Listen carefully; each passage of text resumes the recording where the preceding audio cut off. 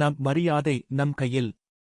தேவைக்கு அதிகமாக பேசி யாரிடமும் அதிகமாக பழகாதீர்கள். குறைவாக பேசி ரகசியமாக கற்றுக்கொள்ளுங்கள். யாரும் கேட்காமல் அறிவுரை வழங்காதீர்கள்.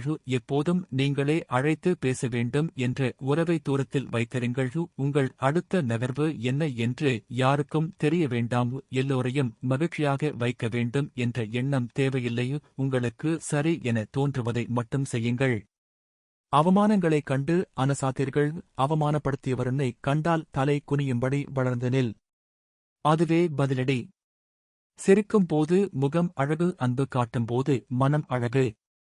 நம்பிக்கை வரும்போது வாழ்க்கை அழகு. நீயாக இருக்கும்போது எல்லாமே அழகு. பிள்ளைகளுக்கு பெற்றோர் தரக்கூடிய சிறந்த பரிசு பெற்றோர் இருவரும் சேர்ந்து இருப்பதுதான். அடுத்து உங்கள் ஆரோக்கியத்தில் அக்கறையாக இருங்கள். மூன்றாவது கடன் இல்லாமல் இருங்கள். தரமற்ற ஒருவருடன் நாம் பழகும் போது நமக்கு தெரியாமலே தகுதியற்ற பல பேர் நம்முடன் பழகும் சூழ்நிலை ஏற்படும். எனவே நம் மரியாதையை உணர்ந்து உங்கள் நிம்மதியை கெடுக்கும் தேவை இல்லாத உறவுகளை தவிர்த்து நம் மரியாதை நம் கையில் என்ற வாழ்க்கை பாடத்தை உணர்ந்து சந்தோஷமாக வாழ்வான்.